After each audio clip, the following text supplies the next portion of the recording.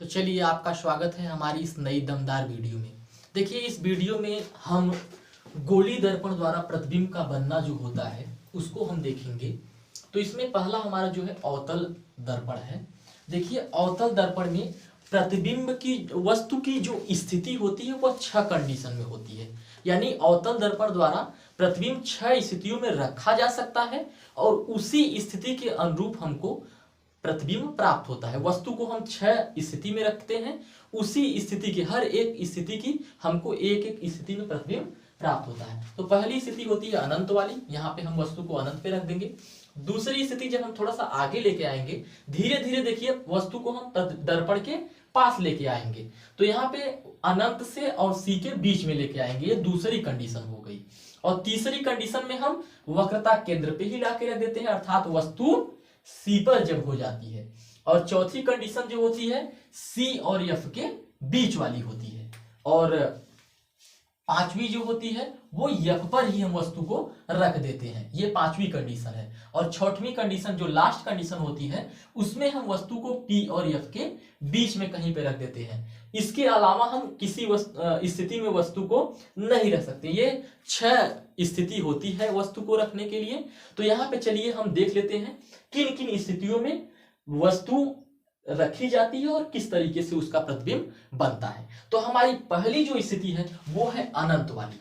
देखिए हमने आपको पिछले वीडियो में हमारे बताया था कि जब हम वस्तु को अनंत पर रख देंगे तो अनंत से प्रकाश की किरणें जो होती हैं वो मुख्य अक्ष के समांतर चलती हैं। जब किरणें मुख्य अक्ष के समांतर चलेंगी तो नियम नंबर 1 के अनुसार अवतल दर्पण में समांतर प्रकाश की किरण, मुख्य अक्ष के समांतर आने वाली प्रकाश की किरण दर्पण से परावर्तन के पश्चात मुख्य फोकस से होके जाएगी। तो ये बाध्यता होती है।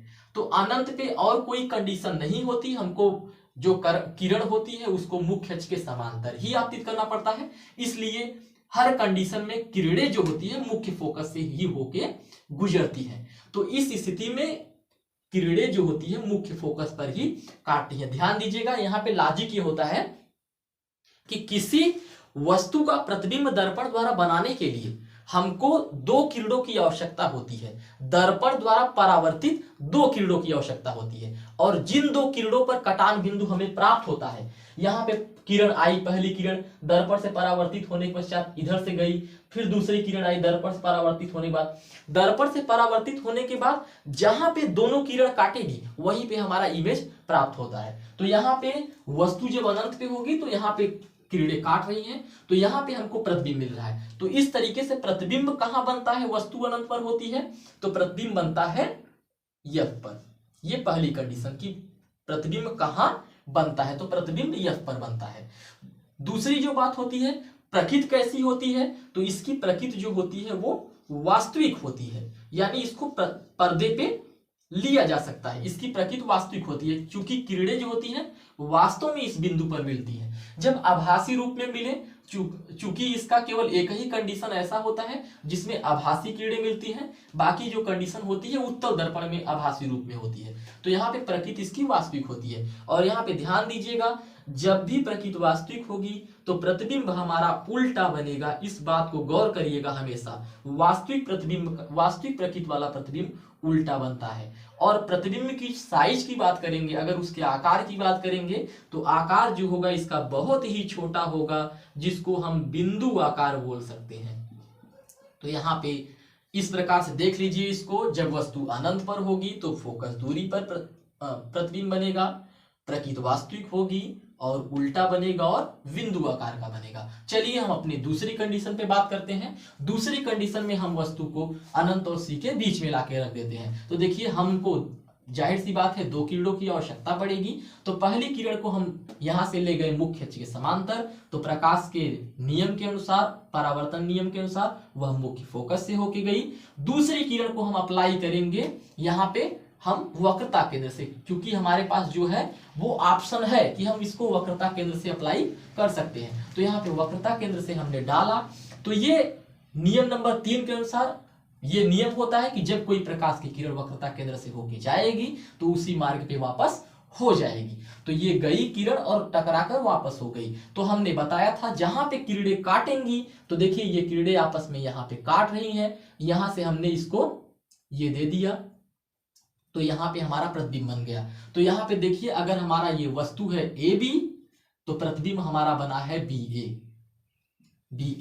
तो इस प्रकार से देखिए जब वस्तु वक्रता केंद्र और सी के बीच में हो तो देखिए प्रतिबिंब हमारा सी और एफ के बीच में बनता है। तो प्रतिबिंब कहां बनता है?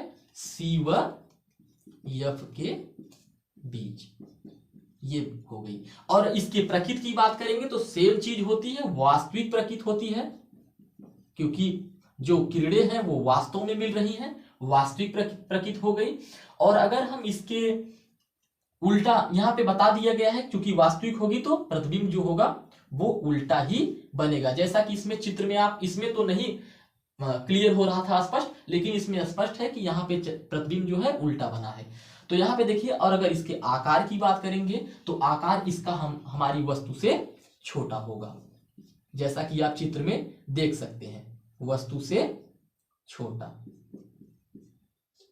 तो यहाँ पे देखिए जब वस्तु हमारी वक्रता केंद्र और अनंत के बीच में होगी तो सी व एफ के बीच वास्तविक उल्टा और वस्तु से छोटा बनता है। तो इसको आप ध्यान में रखिएगा। चलिए हम अपने तीसरे कंडीशन की बात कर लेते हैं। हम वस्तु को धीरे धीरे दर्पण के पास लेके आ रहे हैं, जिससे हमारा प्रतिबिंब देख सकते हैं आप, एफ पे था, इसके बाद थोड़ा सा इधर। जैसे जैसे हम वस्तु को पास लेते जाएंगे वैसे वैसे हमारा प्रतिबिंब भी इधर आता चला जाएगा, दूर भागता चला जाएगा।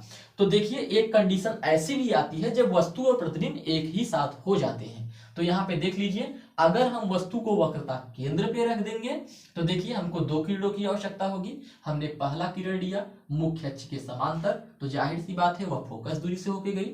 दूसरा हमारे पास ऑप्शन है, क्योंकि हम वक्रता केंद्र से इस किरण को नहीं ले सकते, वस्तु वक्रता केंद्र पर ही है, तो हमने मुख्य फोकस से ही लिया। तो देखिए तीन नियम में दूसरा जो नियम होता है इसका जस्ट अपोजिट होता है कि जब प्रकाश मुख्य अक्ष के समांतर आती है तो मुख्य फोकस से होके जाती है। इसका अपोजिट ये होता है, जब प्रकाश मुख्य फोकस से होके जाती है तो परावर्तन के बाद मुख्य अक्ष के समांतर आ जाती है। तो दूसरा नियम इसमें फॉलो हुआ है, हमने मुख्य फोकस से डाला तो ये दर्पण से परावर्तन के बाद मुख्य अक्ष के समांतर हो गई। तो कहीं हमारी यहाँ प्रतिबिंब, यहाँ पे किरणें दोनों आपस में काट दी तो यहाँ पे हमारा प्रतिबिंब बन गया। तो इस प्रकार से देख सकते हैं हमारी वस्तु जो है वो ए बी है और प्रतिबिंब आप देख सकते हैं बी ए बना हुआ है। तो यहाँ पे देखेंगे सबसे पहले वस्तु प्रतिबिंब कहां पर बना है, तो प्रतिबिंब सी पर ही बनेगा। ध्यान दीजिए, यही एकलौती ऐसी कंडीशन होती है जिसमें प्रतिबिंब वस्तु भी सी पर और प्रतिबिंब भी सी पर, तो प्रतिबिंब सी पर बनता है। प्रकृति आप जानते हैं, बताने की जरूरत नहीं है, प्रकृति वास्तविक होगी। जब प्रकृति वास्तविक है तो आप जाहिर सी बात इसमें स्पष्ट कर पा रहे होंगे, ये जो होगी उल्टी होगी, यानी प्रतिबिंब जो होगी वो उल्टी होगी, तो उल्टा प्रतिबिंब बनेगा। अगर हम इसके आकार की बात करेंगे तो ध्यान दीजिएगा, ये आकार में जो होगा वो सेम साइज का बनेगा, क्योंकि आप देख सकते हैं वस्तु और प्रतिबिंब दोनों एक ही आकार के हैं। यही कंडीशन ऐसी है जिसमें दोनों सेम आकार के बनते हैं, यानी वस्तु के आकार का